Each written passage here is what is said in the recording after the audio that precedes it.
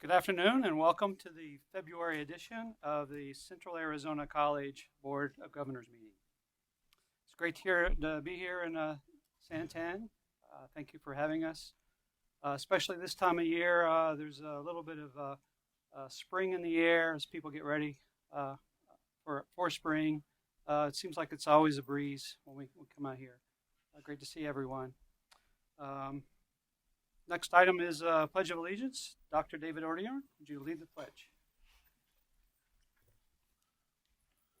I pledge allegiance to the flag of the United States of America and to the republic for which it stands, one nation, under God, indivisible, with liberty and justice for all.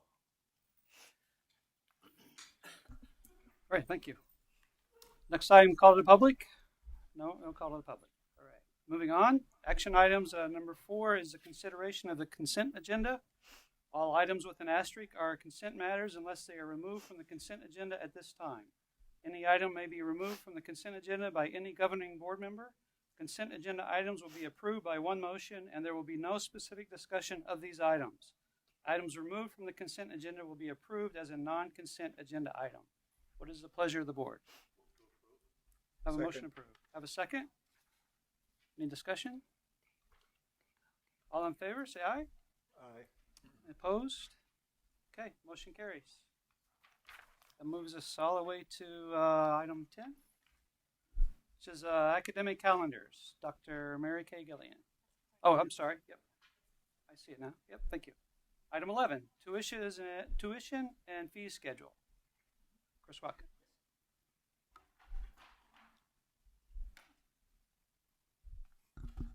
Thank you and good afternoon. Thank you. I guess it's on. There we go. Thank you. Good afternoon, Mr. Chair, Governing Board members, Madam President, Madam Secretary, and CAC colleagues, and any guests here this afternoon.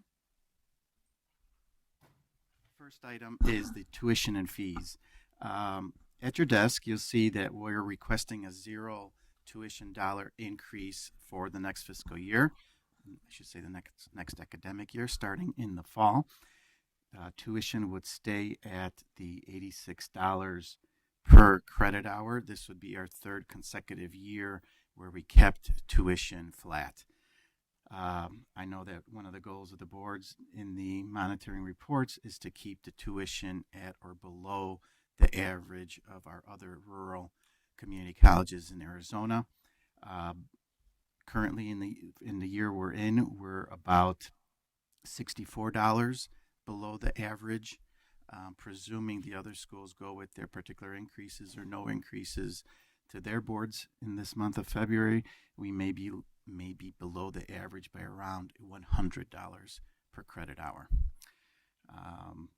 As far as fees go, you have the fees listed in your packet. There are a few fee increases that we're asking for, in particular for the health information technology programs, medical assistance, pharmacy technology, as well as EMS and fire sciences. And we also have a slight increase proposed for the room and board for our Res Life students. So I'd be happy to answer any questions you may have on tuition and fees. Any questions for Mr. Rocco? Okay. Thank you.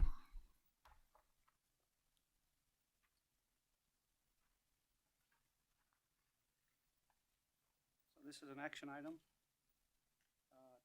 to remain at $86 per credit hour.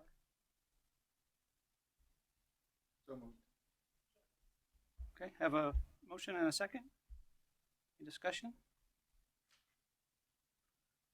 All right, all in favor, say aye. Aye. Any opposed? All right, motion carries. Thank you. All right, next item is policies for first reading. Brandy Bain, employee benefits and academic credit hours.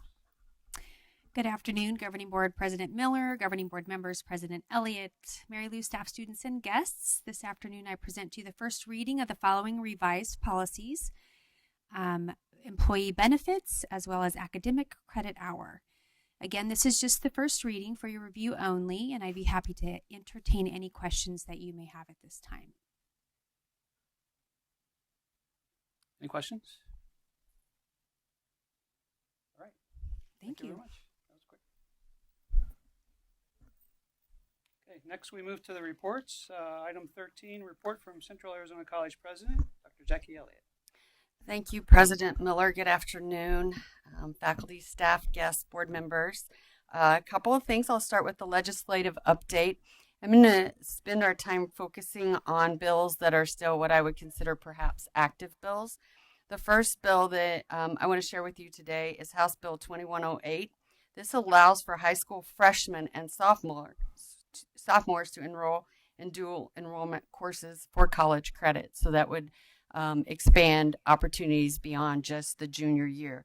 This bill has actually passed the House and is ready for the Senate. Senate Bill 1123 increases the maximum time a community college district may enter into a lease purchase agreement from 15 years to 20 years, and this bill has passed the Senate. There are also currently 24 other bills pertinent to community colleges that have been referred to a committee or are still in committee. So as those move out, I'll keep you posted on those as well. As for the district update, obviously the big news is the Bellwether Award, and we brought it here today that we can pass around. As you know, Central Arizona College was selected as a finalist in the workforce development category. It was a great honor and an amazing surprise to win this award, this highly coveted, prestigious award in higher ed for our SUNT partnership. It's important to note there were several other larger colleges there. Obviously, Pima was there as well in a different category with partnerships, but some of these colleges, in particular San Jose State College, which is extremely large, had a partnership they showcased with Microsoft and MIT. So it was really humbling to be in such a prestigious and very impressive pool of finalists and to be selected. So a huge honor for the institution. The Foundation's Night of Stars event was held earlier this month. I really want to note that the event was sold out and the Foundation exceeded the fundraising goal for that event. So in year 3 to finally exceed their goal, it was a pretty good opportunity for the Foundation to showcase what they're doing. We held the Caring Campus Kickoff event here on campus 2 weeks ago. Over 30 CAC employees participated in the orientation and leadership planning for the project. The Caring Campus Initiative project, it's created and administered by the Institute for Evidence-Based Change for 24 selected colleges. So we're in a cohort with 24 other colleges. It's designed to create positive, supportive campus culture, to increase student sense of connectedness. And what's really nice is our student-facing staff will be involved in the development of the initiative. And then last week, the college participated with the other 9 community college districts in a day at the Capitol. It was a community college day at the Capitol. This provided us with an opportunity for community colleges to showcase student learning and success. Our students from the graphic design and EIT department were there showing off all their wonderful work. And it also provided us an opportunity to thank the legislators for one-time funding that they provided last year for programs in high demand areas. Oh, and that completes my report. So I'll entertain any questions that you may have. Any questions? Do we have somebody, do you follow the bills in the legislature pretty close? Yes. Kind of your daily work? I follow them. We also have what's considered Arizona Coordinating Council of Community Colleges. We have a lobbyist that follows them, and then also Adam Hawkins, who is on our foundation board. Ad hoc follows bills for me as well. So we're really lucky. We have 2 people that track them, and then I follow the ones that I think perhaps are going to get the most traction and fruition as well. Because that can be just a full-time job itself. Right? Yeah. Yeah, it is. Any questions? Comments? No. So, Jackie, how many times did we apply for this Bellwether Award? This is our 3rd year that we applied. We applied the first year, which I wasn't really optimistic because of the outcomes. You have to demonstrate certain outcomes, and then the second year. But this year, I think we were successful because of our outcomes that we had. So Great. It's a great partnership, and it continues to we continue to reap the rewards from that. thank you. Other questions? Item number 14, Business Affairs Report. Chris Watkin.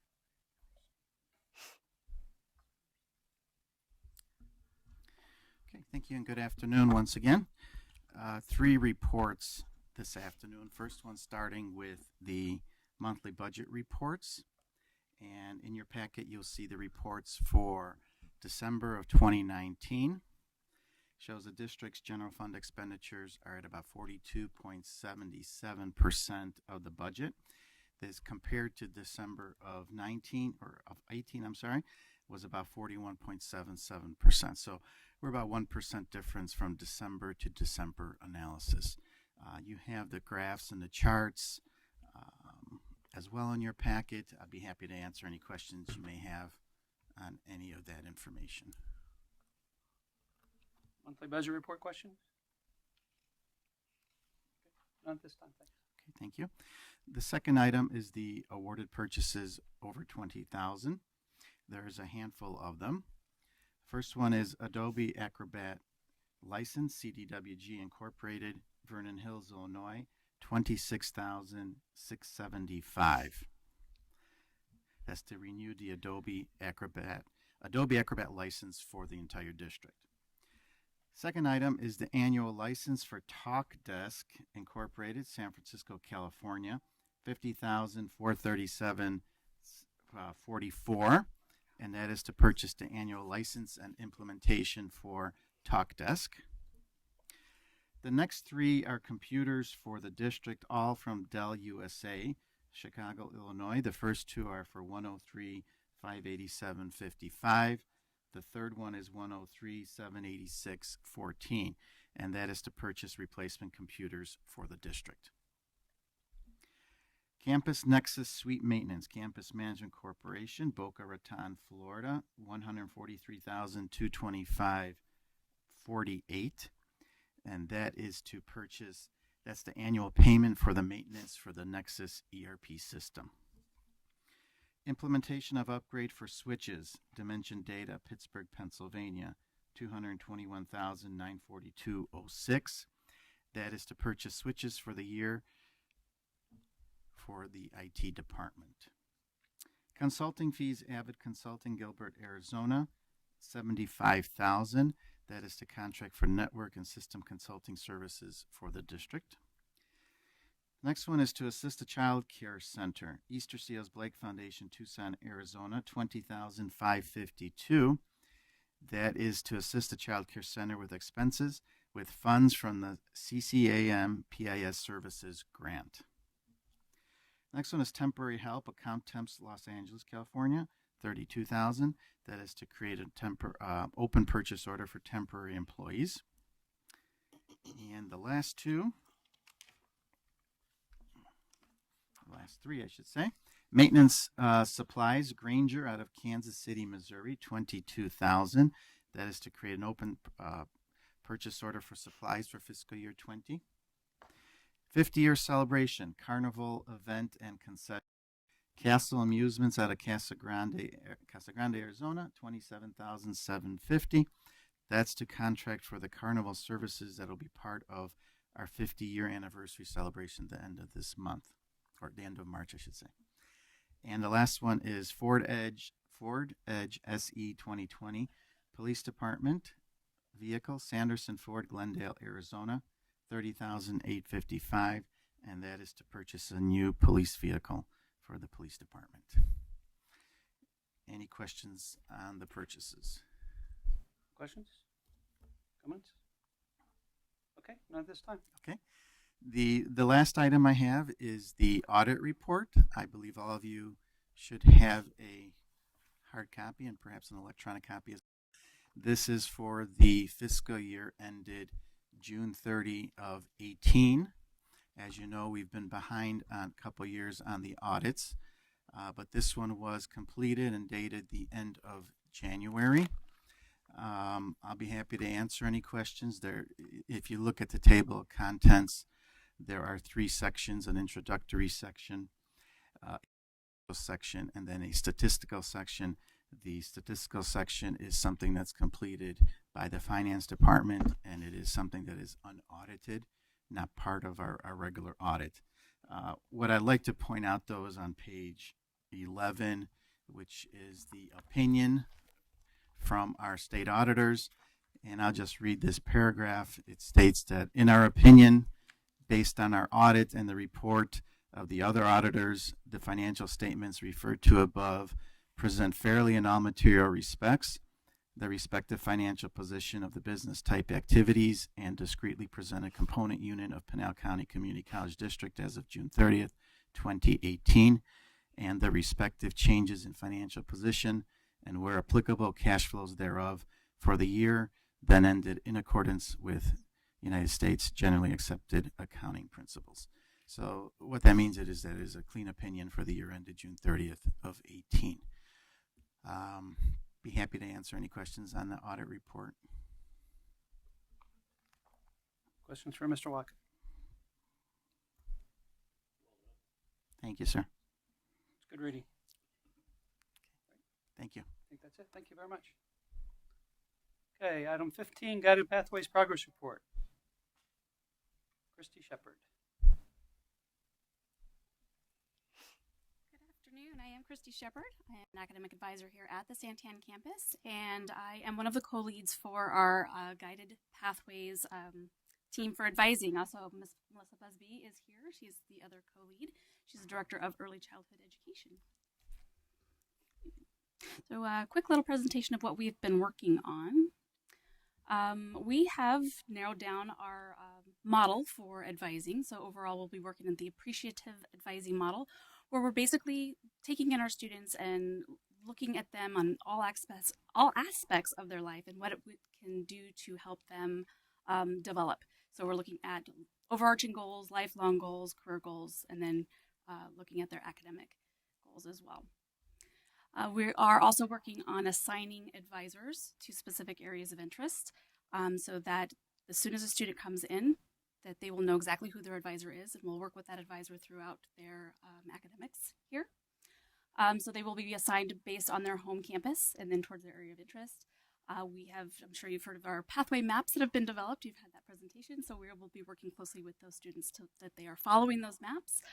And then on those maps, we will have an email for each of those area of interests that our advisors will be monitoring and answering questions for those students too. Our communication plan, we would like to have specific points of communication with our students for things that are coming along. We've got registration coming up, please see your advisor. So those types of things, standard touch points for each student. And then as students are identified as higher risk or higher needs, then we'd like to reach out with them or to them a little more often so that they are monitored. Okay. Oops, excuse me.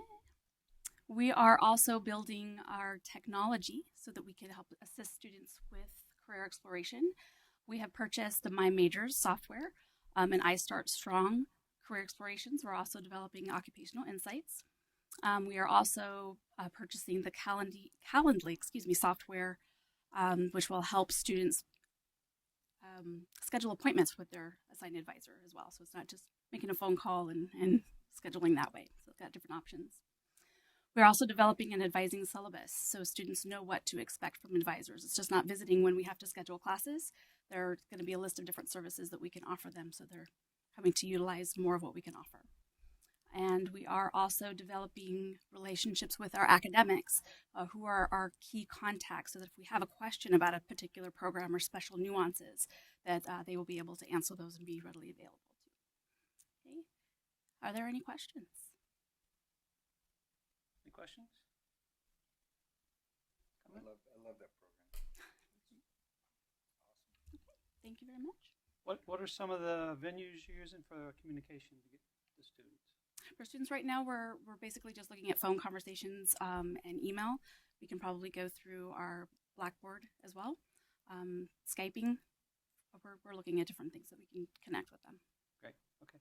Great program. Thank you. Nice report. Okay, item 16, monitoring reports. Chris Rothka and Dr. Jenny Cardenas.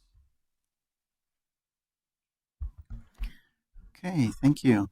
I will take 5.1 and 5.2, and then Jenny will take 5.3 and 5.4 for the board monitoring reports.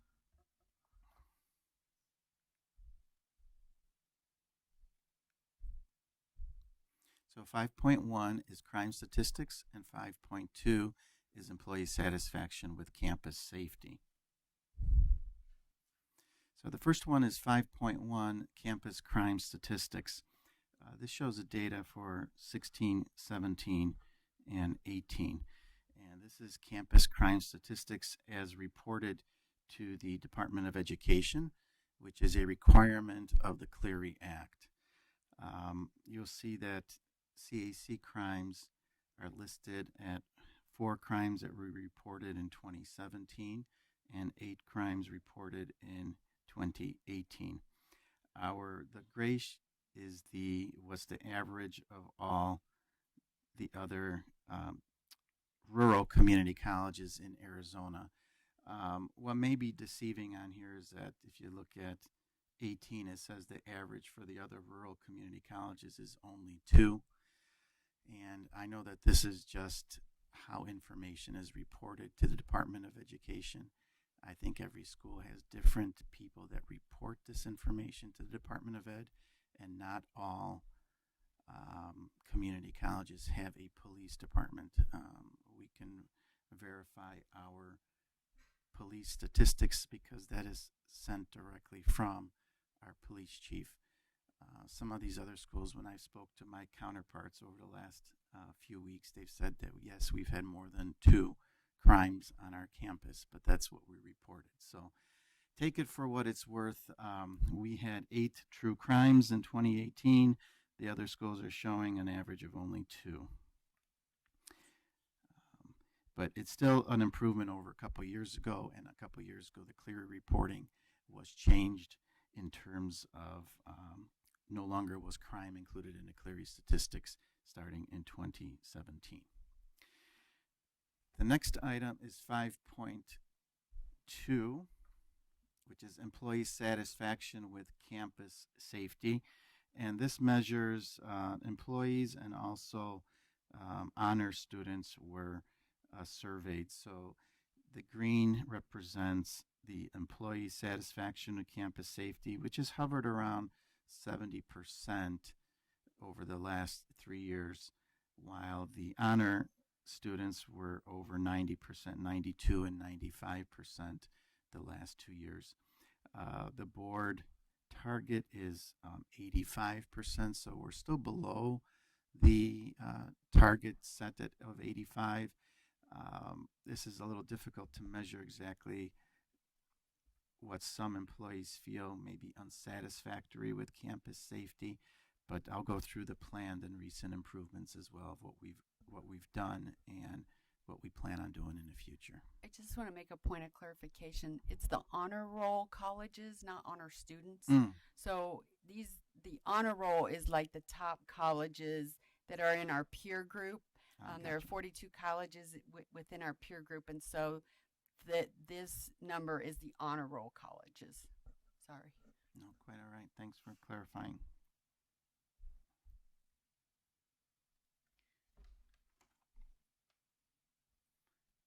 I guess we don't have the plan and recent improvements up there. They're just in your packet then. I won't go through all of them, but 5.1 and 5.2 that I just went over, some of the highlights of the recent improvements is the police officers have taken a very active role in meeting with all of the athletic teams. That's to discuss all of their expectations in terms of student activities on and off when they're participating in sports and when they're not participating in sports. Also, the police department recently submitted a grant to the Department of Justice. It's called the COPS grant. We're hoping to receive funding for that. If we do, we plan on partially paying for 3 full-time new police officers that will be partially funded by this grant. So we should find out sometime in the next 6 months, I believe. Some of the other recent improvements since last year is also that we've added, if you've noticed, the blue towers that are located. Those are the phone towers on every campus. We added one to the Signal Peak campus, and we added one to the SMC campus this past year. Some of the new planned improvements. We're planning on the potential of adding a commander position to our staff. We're continuing a partnership with student leadership to develop that trust between the police and our students. I know our police chief has done a number of things with the women's softball team in particular in terms of active shooter training and just actually driving around our track and things of that nature. So there's been a lot of engagement with our students. Increased officer visibility. I mean, we're hoping with additional foot coverage, we have bicycles and things of that nature that maybe that will help increase our percentages of employee satisfaction by the officers being more visible on each of the campuses. And if you recall, last year we started a full-time police position at all of these campuses outside of Aravaipa. So we do have a day shift police officer at Maricopa, at this campus, Santan, and also at SMC. So I'd be happy to answer any other questions you may have. There's other obviously planned and recent improvements for you to review as well. Have a question? Chris, the employee satisfaction and campus safety, that struck me as a low number. Do we have any data on why it's that low? It strikes me as a low number too. I would figure that it would be at least in the high 80s, if not in the 90s, since we don't have any major crime. We don't really have any police issues on campus, and yet the percentages are around 70% of why. So that's difficult to answer. I don't. The chief's here as well this afternoon. I don't know if he would have any insight into that, but it seems that the perception is different than the reality of our statistics. So continued meetings with police officers and departments and students and visibility. If I may, I think some of the things that I've heard that may have contributed to that, keep in mind that this is given in the spring before, Chief really got to hit the ground running, but it was about having a visible presence of campus police on every campus. And until recently, we still don't at Aravaipa, we have not had necessarily a full-time visible presence. And so I'm going to be really interested to see what this year's results look like based on the efforts. And I know the chiefs worked really hard on making sure that the officers are out and on bicycles and being seen. But that was some of the feedback I got. That's qualitative, but.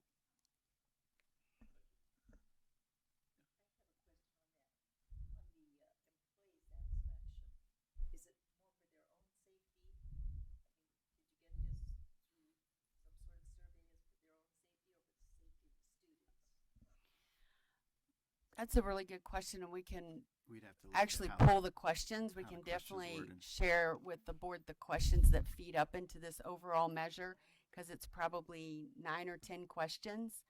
I'm not really sure. I'm looking to Dustin. It's on the great colleges to work for. It's one question, and I feel safe on this campus is the question, right?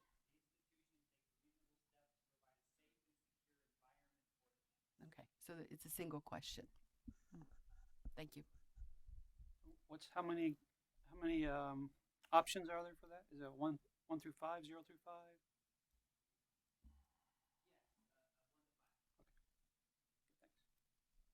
Thanks. Any other questions?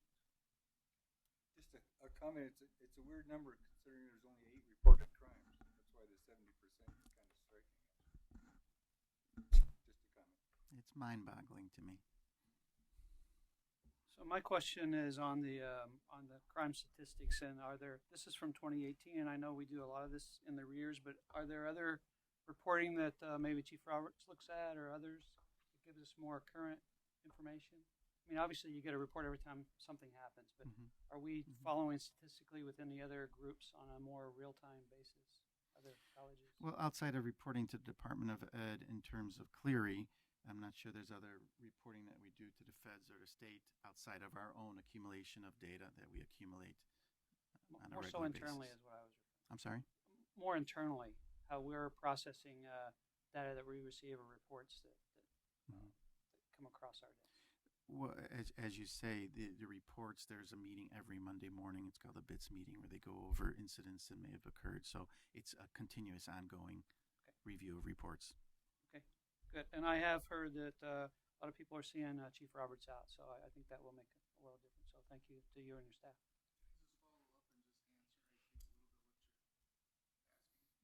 We look at what crimes are being committed or issues we are having and we direct a response to it. If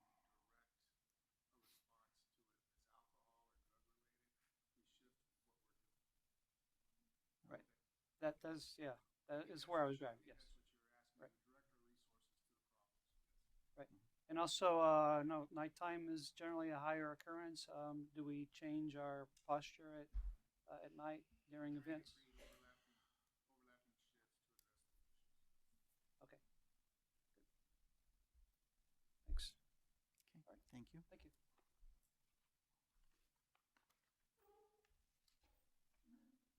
Good afternoon. My turn for the next two. Let's see.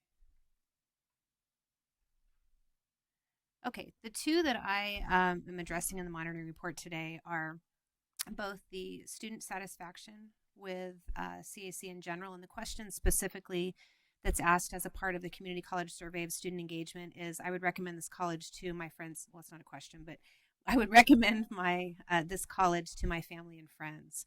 And the response for students from CAC based on this report is 90%, with our target of 95%. So this is something that we focus on an ongoing basis, looking at the different processes that we have in place, the offerings that we have for students, the times we offer courses, the programming, and all of those things that we offer in general. The next is the percentage of student diversity, and the board had set a target for the college back in 2017 of being at or above the percentage of diversity, and that it reflects the percentage throughout our county.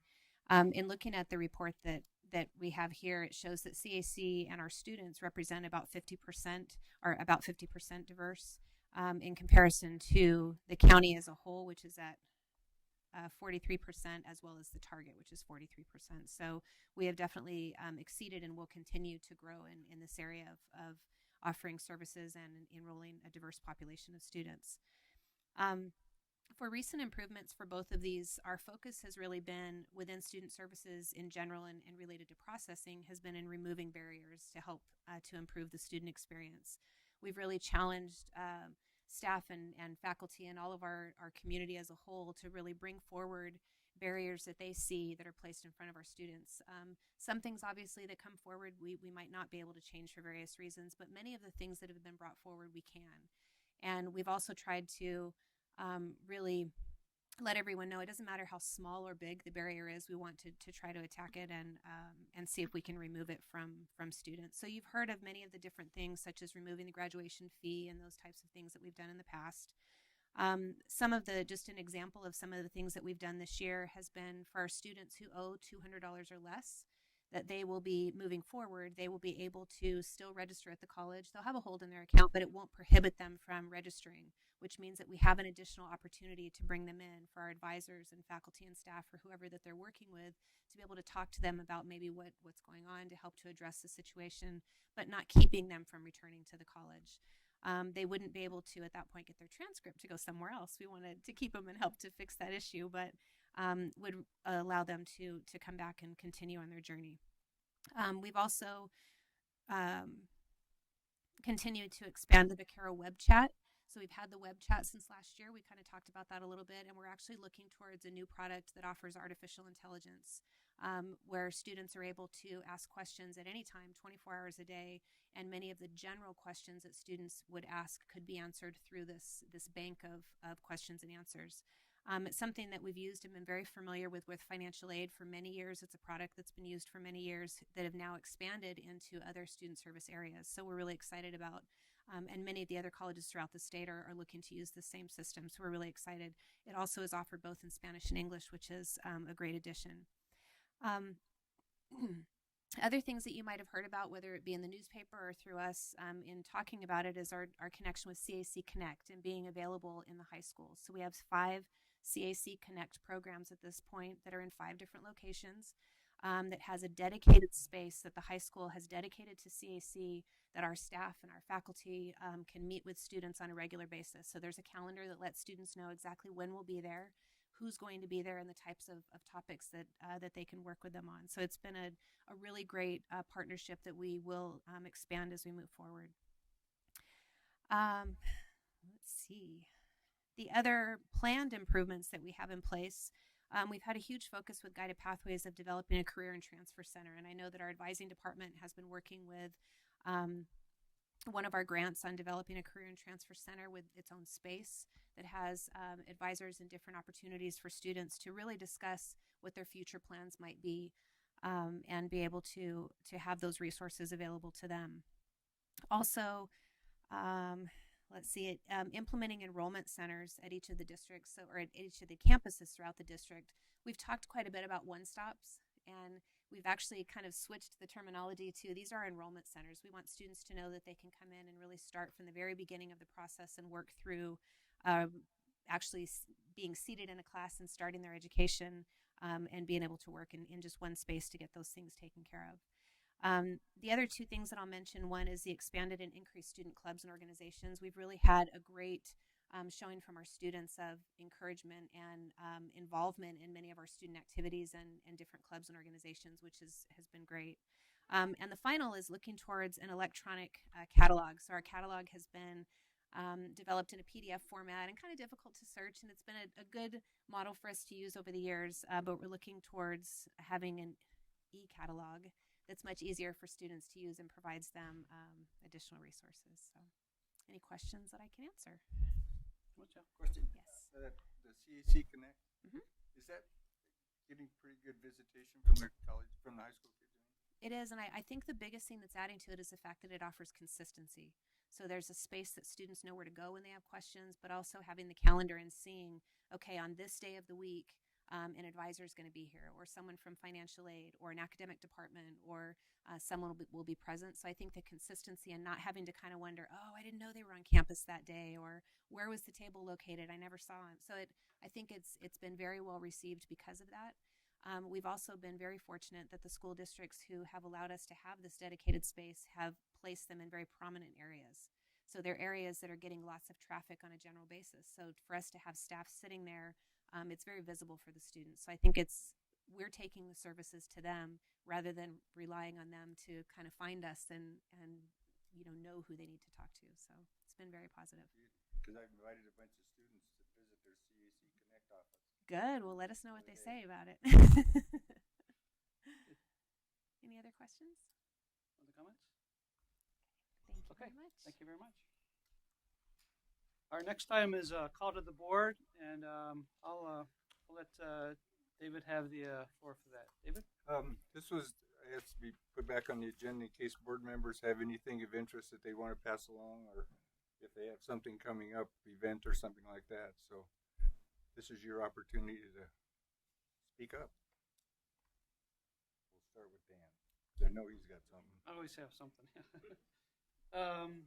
Well, we talk about the 50 years previous. We were a college started in 1969, and I think that's an important way to look back. In fact, I jotted down who the first board members were: Claude Compton of Casa Grande, C. Leroy Hoyt of Kearney, Paul Pierce of Eloy, Dr. Leslie Wakefield of Florence, Dr. G.H. Walker Coolidge. That first board meeting was on January 16th, 1962. So there was a lot of pre-planning that went on before we were actually able to open our doors. Groundbreaking November 8th, 1969, and then a year later, the doors were open. So I'm thinking, I think like the rest of the board, what does the next 50 years have for us to offer? Part of the festivities, and I hope I'm not surprising anybody with this, but we have a time capsule that we're going to be opening. So we're going to see what was hidden in there for the 50 years and probably reminisce about, yeah, I remember seeing that, whatever that may be. So something to think about is, well, what do we should we rebury it with some other stuff for 2020? I think the answer there is yes. So I would say we should think about some things that should go in there that are meaningful, and maybe a couple things, a couple of predictions of that would be 2070. And 2070, I expect CAC to be at this place in their history. So when they open it up in 50 years, we'll see how close we are. Anything else? No, that's enough. Anybody else? We're done then. Okay. Oh, I do have one other thing. So, and this is for Chris Watka. A few years ago, the board had talked about a student activities fee, and this is just a comment as we're going through this year. It's too late to pull it out of the budget or whatever, but taking a look at that and see what the real number maybe is, and then maybe pulling that dollar out and then just having a fund or a line item that provides for student activities. Seems to me like there's an extra burden there that you have to incur. Is what's that?